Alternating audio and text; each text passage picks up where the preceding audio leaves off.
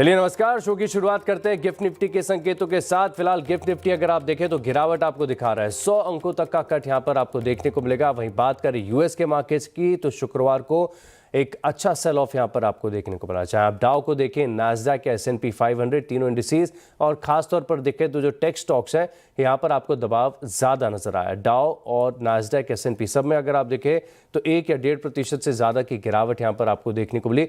लेकिन एक बार के लिए समझ लेते हैं कि एशियन मार्केट से संकेत आपको किस प्रकार के देखने को मिल रहे हैं, फिर आगे विस्तार से ग्लोबल संकेतों पर चर्चा भी करेंगे। स्ट्रेट टाइम्स है, निकाय है, ताइवान, सभी में अगर आप देखें तो लाल निशान नजर आएगा। खास बात यह है कि चांदी और क्रूड यहां पर भी देखें तो शुक्रवार के सत्र में थोड़ी सी गिरावट आपको देखने को मिली थी। एक बार समझ लेते हैं कि फ्यूचर्स आपको क्या संकेत दे रहे हैं। तो मैं नास्डैक और डाउ फ्यूचर्स ये आपकी स्क्रीन पर लेकर आता हूं, इससे समझ में आएगा कि ताजा हाल क्या चल रहा है। डाउ तकरीबन अगर आप देखें तो 85 अंकों की बढ़त दिखा रहा है। S&P 500 फ्लैट है। नास्डैक में भी कोई खास गतिविधि देखने को नहीं मिल रही है, लेकिन हरा निशान है। अब क्या होगा इस शो में खास, इसकी भी जानकारी मैं आपके साथ शेयर कर देता हूं। सबसे पहले हॉर्माज हमारे साथ जुड़े हुए हैं ऑलरेडी स्टूडियो में। गुड मॉर्निंग हॉर्माज, इनसे बात करेंगे हम ग्लोबल संकेतों के ऊपर। कंचन जुड़ेंगे तब हम बात करेंगे कि खबरों वाले स्टॉक्स कौन सा एक्टिव आपको देखने को मिल सकते हैं, और साथ में निफ्टी, बैंक निफ्टी और स्टॉक्स के ऊपर भी करेंगे चर्चा। लेकिन सबसे पहले ग्लोबल संकेतों के साथ शुरुआत करते हैं। हॉर्माज, मॉर्निंग। गिरावट देखने को मिली थी फ्राइडे को यूएस के मार्केट्स में, क्या कारण रहा? गुड मॉर्निंग आशीष। और एक एआई से रिलेटेड कंसर्न्स जिसके बारे में हम शुक्रवार को चर्चा कर भी रहे थे, उसी की वजह से जो है स्पिल ओवर बाकी के बाजार में भी देखने मिला। एक वक्त पर डाउ और उनका जो स्मॉल कैप इंडेक्स है रसल, उसने तो रिकॉर्ड हाई लगाया था इंट्राडे, लेकिन उसके बाद फिर उन स्तरों से गिरावट देखने मिली। लगभग 400 अंक से ज्यादा डाउ जो है अपने ऊपरी स्तरों से गिरकर बंद हुआ। नैस्डैक और S&P 500 1 से 1.5% की गिरावट के साथ बंद हुए, और उसके दो मुख्य कारण थे। पहला, जो गुरुवार को ऑरेकल के नतीजे खराब आए थे, उसका स्पिल ओवर तो आपको देखने मिला ही। गुरुवार के रेगुलर ट्रेडिंग में ऑरेकल 11% नीचे था, शुक्रवार को और 4.5% की गिरावट देखने मिली। और उसके बाद जो गुरुवार को पोस्ट मार्केट्स ब्रॉडकॉम के नतीजे आए थे, जो कि अनुमान से बेहतर थे, उनकी पहली तिमाही की गाइडेंस भी अच्छी थी, लेकिन जो उनके सीईओ ने कहा कि उनके डेटा सेंटर्स पे जो उनके निवेश है उस पे मार्जिन्स थोड़े से कम है, और उन्होंने पूरे साल के अपने एआई से रिलेटेड आय की कोई गाइडेंस नहीं दी। उस वजह से बाजार को थोड़ी सी निराशा हुई, और उस वजह से ब्रॉडकॉम के शेयरों में शुक्रवार के दिन जो है 11% की गिरावट देखने मिली थी, और उसका स्पिल ओवर बाकी के सारे एआई शेयरों पर भी देखने मिला। कोरवीव नाम की कंपनी है जो कि एआई डेटा सेंटर्स में निवेश करती है, वहां पर भी 10% की गिरावट थी। और अब बाकी के भी बिग टेक के शेयर देखे, चाहे वो एनवीडिया हो, AMD हो, माइक्रोसॉफ्ट, Amazon, सभी में 1 से लेकर के 5% की गिरावट देखने मिली थी। तो ये तो शुक्रवार का हाल था, लेकिन अब 2026, अब साल जैसे जैसे खत्म होते जा रहा है वैसे पार्टिसिपेशन कम होगा, वॉल्यूम्स कम होंगे, तो अब अगले साल को लेकर के बाजार में थोड़ी सी गतिविधि बढ़ रही है। काफ़ी सारे ब्रोकरेजेस ने अपने 2026 के टारगेट्स दिए हैं S&P 500 को। ओपेनहाइमर का सबसे बड़ा जो है लक्ष्य है S&P 500 का 8,100 का लक्ष्य आया है, लगभग 19% की अपसाइड यहाँ से दर्शा रहा है। Deutsche Bank, Morgan Stanley, Goldman सैक्स सभी ने 7600 से लेकर के 8,000 तक के लक्ष्य दिए हैं S&P 500 पर, जो कि 11 से लेकर के 18% की अपसाइड दर्शा रहे हैं। लेकिन ये अपसाइड के साथ साथ रिस्क फैक्टर्स जो है वो भी बढ़ रहे हैं वॉल स्ट्रीट पर। रिस्क फैक्टर्स ये है कि ये एआई से रिलेटेड वैल्यूएशंस को लेकर के जो कंसर्न्स है वो एक बड़ा रिस्क फैक्टर बना रहेगा 2026 में, कि अगर इसकी अनवाइंडिंग हुई तो यहाँ से रोटेशन होकर के ओल्ड इकोनॉमी स्टॉक्स में दोबारा जा सकता है। और मिड टर्म के चुनाव होंगे 2026 में। महंगाई जो अभी भी 3% के ऊपर बनी हुई है, लगभग 3% के आसपास बनी हुई है, वो एक बड़ा कंसर्न है। अगर सुप्रीम कोर्ट ने डोनाल्ड ट्रंप के लगाए हुए टैरिफ्स को बर्खास्त कर दिया, उन्हें नकार दिया, रिजेक्ट कर दिया, ओवरटर्न कर दिया, तो वो एक बड़ा कंसर्न बाजार के लिए हो सकता है। और अगला फेड चेयर कौन होगा, ये जो है वो बाजार के लिए एक बड़ा कंसर्न हो सकता है 2026 के लिए। अब अगर हम अगली फेड चेयर की बात कर ही रहे हैं, तो अब डोनाल्ड ट्रंप ये कह रहे हैं कि केविन वॉर्श, जो कि पुराने फेड के गवर्नर रह चुके हैं, वो अब उनके मन में सबसे ज़्यादा फेड के अगले चेयर बनने के दावेदार हैं। उन्होंने ये कहा कि दोनों केविन अच्छे हैं और काफ़ी सारे और भी उम्मीदवार हैं, लेकिन डोनाल्ड ट्रंप जो फैसला करेंगे वो तो वही जानते हैं, वो कभी भी कुछ भी कर सकते हैं। और उन्होंने साथ ही साथ ये भी कहा कि मॉनेटरी पॉलिसी को लेकर के राष्ट्रपति को जो है कंसल्ट किया जाना चाहिए और वो एक स्मार्ट वॉइस है और उनकी बात सुनी जानी चाहिए। और केविन वॉर्श के साथ उन्होंने गुरुवार को मुलाकात भी की थी और उसमें उन्होंने ये कहा था कि वो उनसे सहमत है कि ब्याज दरों में कटौती होनी चाहिए और उनके मॉनेटरी पॉलिसी के मतों से वो केविन वॉर्श सहमत है। 19 राज्यों ने मिलकर के डोनाल्ड ट्रंप की सरकार पर मुकदमा किया है। जो H1B वीज़ास पर उन्होंने जो फीस वगैरह लगाई थी उस पर उन्होंने मुकदमा किया है कि ये एक लीगल और एक इलीगल तरीके से उन्होंने फीस लगाई है और उससे जो है सरकारी सेक्टर्स खास करके हेल्थ केयर और बाकी सारे सेक्टर्स पर हायरिंग को लेकर के काफ़ी सारा दबाव पड़ सकता है, खर्चे बढ़ सकते हैं और ये अमेरिका की अर्थव्यवस्था के लिए अच्छा नहीं है। तो काफ़ी सारे डेमोक्रेट लेड स्टेट्स जो है उन्होंने इस पर मुकदमा डोनाल्ड ट्रंप के एडमिनिस्ट्रेशन पर किया है।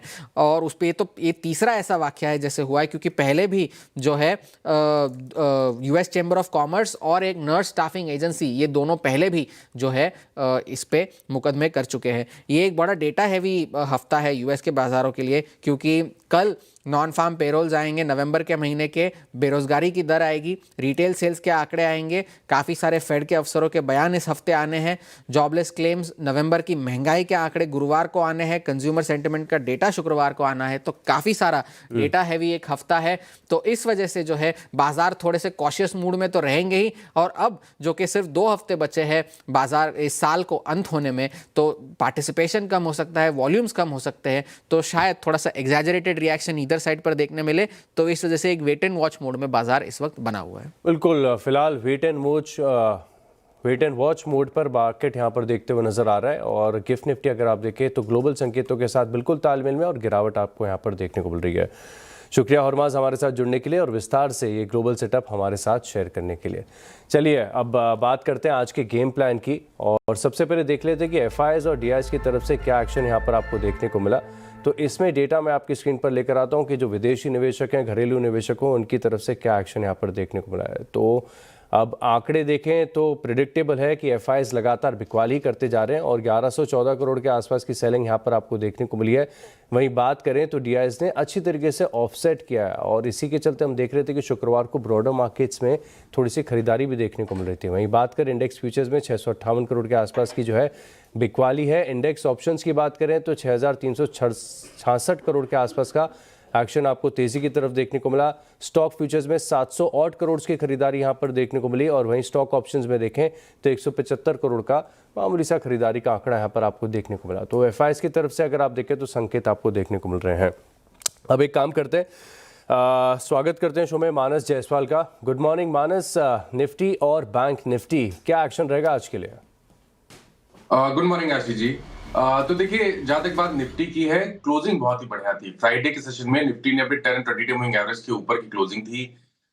जो हेड एंड शोल्डर पैटर्न बना था करीब 4 दिन पहले, जिसका नेकलाइन ब्रेक हुआ था, टूटा था, उस नेकलाइन के ऊपर की क्लोजिंग थी। तो जो क्लोजिंग थी वो तो काफी स्ट्रांग थी।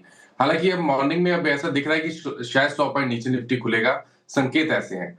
मेरा समझना ये है कि अगर ऐसा कोई डिप मिले मॉर्निंग में जिसमें निफ्टी 26,000 से लेकर 25,950 की रेंज में आता है, मेरे ख्याल से वो एक बढ़िया रेंज होगी जहां पर आप एक लॉन्ग पोजीशन बना सकते हैं। लेकिन एक बहुत ही स्ट्रिक्ट स्टॉप लॉस लगाना है 25,874 का, 25,874 का। अगर उसके नीचे जाएगा तो आपको अपनी लॉन्ग पोजीशन से निकलना पड़ेगा। लेकिन अगर मॉर्निंग में ऐसा डिप मिले जहां पर निफ्टी 26,000 से लेकर 25,950 की रेंज में आए तो वहां पर खरीदारी करने की राय रहेगी। 25,874 का स्टॉप लॉस लगाएं। मेरा समझना है कि वहां पर सपोर्ट लेके जब रिकवरी देखने को मिलेगी तो निफ्टी तैयार हो जाएगा 26,200 के लिए। तो आपके जो टारगेट रहेंगे वो 26,200 के रहेंगे। बिकवाली कहाँ करनी है? देखिए, सबसे इंपॉर्टेंट स्तर है 25,800। 25,800 के नीचे अगर निफ्टी फिसल जाता है आज इंटरडे सेशन में, तो फिर आप एक बिकवाली करने का ट्रेड ले सकते हैं। उससे पहले मेरे ख्याल से खरीदारी करने की राय रहेगी मॉर्निंग में, जब आपको एक गैप डाउन करीब 100 पॉइंट या 75 पॉइंट का दिखे तो वहां पर खरीदारी करेंगे। ये निफ्टी की स्ट्रेटेजी है। जहां तक बात बैंक निफ्टी की है, देखिए बैंक निफ्टी ने उतना अच्छा प्रदर्शन लास्ट सेशन में भी नहीं किया जिस तरह का प्रदर्शन निफ्टी ने किया। तो यहाँ पर स्ट्रेटेजी थोड़ी डिफरेंट होगी। यहाँ पर खरीदारी तभी करें जब ब्रेकआउट देखने को मिले। तो जो स्तर है ब्रेकआउट का वो है 59,500। 59,500 के ऊपर अगर बैंक निफ्टी निकलेगा तो ही खरीदारी करेंगे। केवल एक ही कंडीशन है, उसके ऊपर निकले तो ही खरीदारी करेंगे। उस केस में 59,300 का स्टॉप लॉस लगा लेंगे। मेरा समझना है कि अगर 59,500 का आंकड़ा बैंक निफ्टी ब्रेक करता है, उसके ऊपर सस्टेन करता है, तो वो 60,000 के लिए तैयार हो जाएगा। तो आपके टारगेट 60,000 के आसपास के रहेंगे। यहाँ पर बिकवाली करने का भी ट्रेड लिया जा सकता है। अगर 58,900 के नीचे बैंक निफ्टी फिसलता है, तो फिर एक ट्रिगर होगा, एक सेल ट्रिगर होगा, क्योंकि उस केस में बैंक निफ्टी में 10 20 डे मूविंग एवरेज को ब्रेक कर देगा। तो 58,900 के नीचे एक सेल कॉल ले सकते हैं, जहां अपने स्टॉप लॉस आप 59,100 के लगाएंगे और टारगेट 58,500 के सेट करेंगे।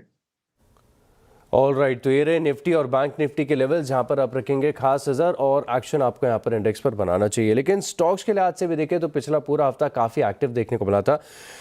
मानस, चकाचक चार्ट में कौन से स्टॉक चुने आपने? तो आशीष जी, दो रिकमेंडेशन है, दोनों बाई साइड पे रिकमेंडेशन है। पहला जो है वो मुथूट फाइनेंस का।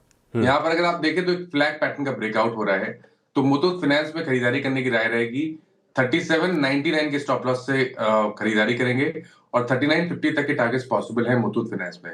जो दूसरा स्टॉक है आशीष जी, वो है जेएसडब्ल्यू एनर्जी का। यहाँ पर भी अगर आप देखें, इससे मैंने फ्राइडे के सेशन में भी रिकमेंडेशन दिया था, लेकिन क्लोजिंग काफी स्ट्रांग थी। स्टॉक ने अपने 10 एंड 20 डे मूविंग एवरेज के ऊपर की क्लोजिंग दी है, तो जेएसडब्ल्यू एनर्जी में भी खरीदारी करेंगे 469 के स्टॉप लॉस से 500 के टारगेट के लिए। ऑल राइट, तो ये दो ट्रेडिंग आइडियाज़ हैं जहां पर आप रखेंगे खास फोकस। एक बार आपको रिकैप दिखा देता हूँ इसको। जेएसडब्ल्यू एनर्जी यहाँ पर आप रखेंगे नज़र, और टारगेट इसमें देखें तो तकरीबन 500 रुपये का है। 469 रुपीज़ का आपको स्टॉप लॉस लगाकर चलना है।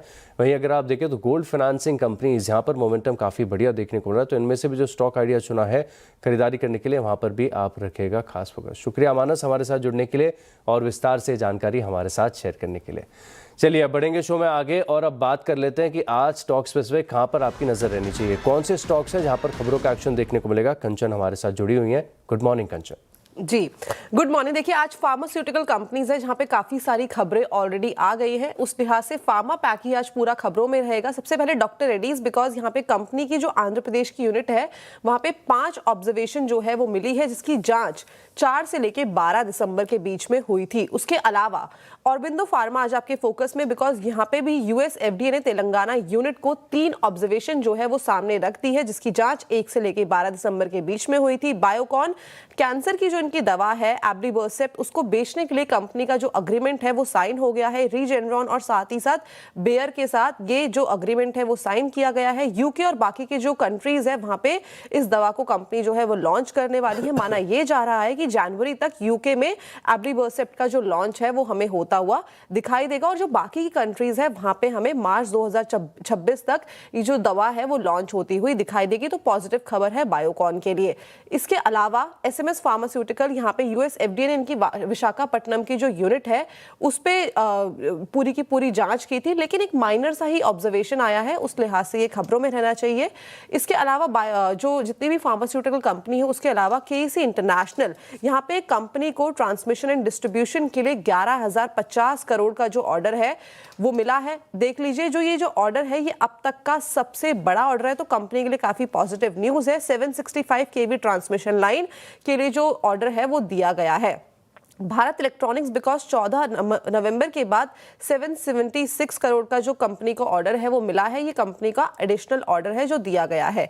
एनएलसी इंडिया आज आपके फोकस में रहना चाहिए, बिकॉज जो इनकी सब्सिडरी कंपनी है एनएलसी इंडिया रिन्यूएबल ने जेवी साइन किया है पीटीसी इंडिया के साथ। ये कंपनी जो है वो जॉइंट वेंचर करने वाली है for 2000 megawatt green energy project के लिए। इसके साथ ही साथ विप्रो आज आपके फोकस में, बिकॉज विप्रो और गूगल क्लाउड ने जो अपना अग्रीमेंट है उसको बढ़ाया है। जेमिनाई एंटरप्राइज के लिए कंपनी जो है अब वो अग्रीमेंट करने वाली है। साथ ही साथ अडानी ग्रीन, बिकॉज प्रणव अडानी और साथ ही साथ जो बाकी के अन्य सेबी के जो सेबी ने अन्य लोगों को क्लीन चिट दे दिया है इनसाइड ट्रेडिंग के मामले में। जो भी पूरा ये मामला चल रहा था उसके लिए अब जो रिलीफ है वो आता हुआ दिखाई दिया है अडानी ग्रुप के अंदर। साथ ही साथ पेटीएम आज आपके फोकस में रहना चाहिए, बिकॉज पेटीएम पेमेंट सर्विस ने एडिशनल 2250 करोड़ का जो कंपनी है इन्वेस्टमेंट करने वाली है। राइट इशू के जरिए जो इन्वेस्टमेंट है वो होता हुआ हमको दिखाई देगा।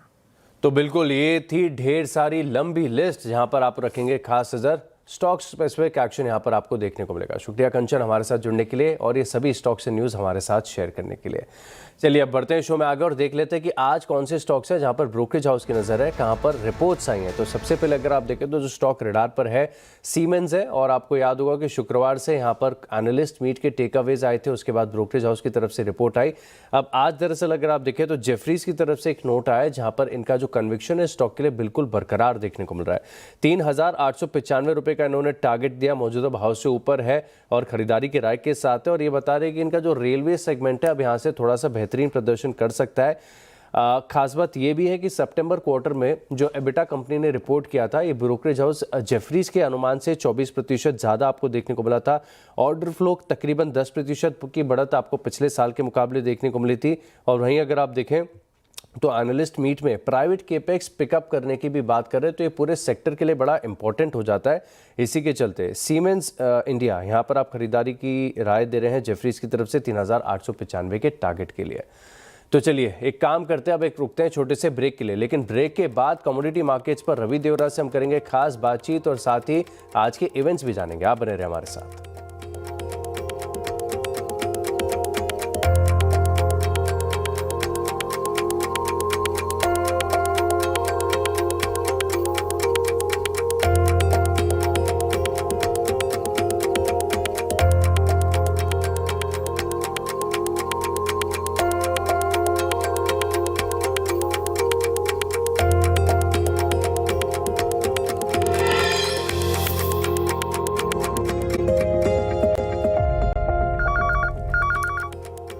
चलिए ब्रेक के बाद आपका स्वागत है और अब बढ़ते हैं शो में आगे और अब बात करते हैं कमोडिटी मार्केट्स की। और इसी के साथ हमारे लिए जुड़ रहे हैं कोवर्जी ग्रुप से रवि देवरा। Ravi ji good morning.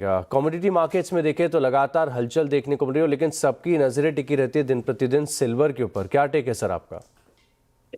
जैसे सिल्वर काफी लाइमलाइट में रही है, इन पर्टिकुलर 2 लाख के ऊपर के लेवल टेस्ट करके फ्राइडे करेक्शन आया था, जैसे नास्टेक एंड इक्विटीज में था, ऐसे हायर लेवल पे एक करेक्शन आया था।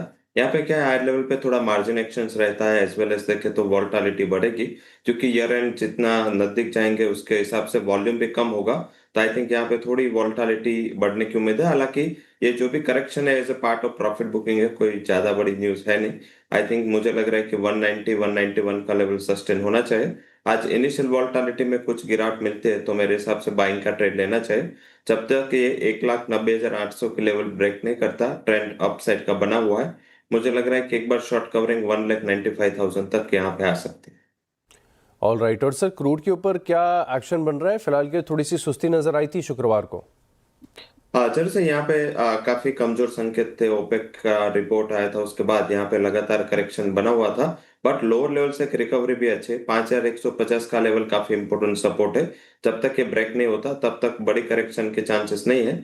ओवरनाइट न्यूज थे कि जेलेंस्की शायद मिन्स्क के कॉम्प्रोमाइज करने के लिए तैयार है, ईयू की मेंबरशिप। तो अगर इसमें कुछ पॉजिटिव डेवलपमेंट आता है, फिर से एक करेक्टिव मूड स्टार्ट हो सकता है। तो इंट्राडे पर्सपेक्टिव से डेफिनेटली यस। आज दूसरे दिन यूएस के साथ यूक्रेन की मीटिंग है, बट उसका आउटकम लेट नाइट आएगा, तो इस हिसाब से लग रहा है कि यहाँ पे बाइंग करना उचित रहेगा।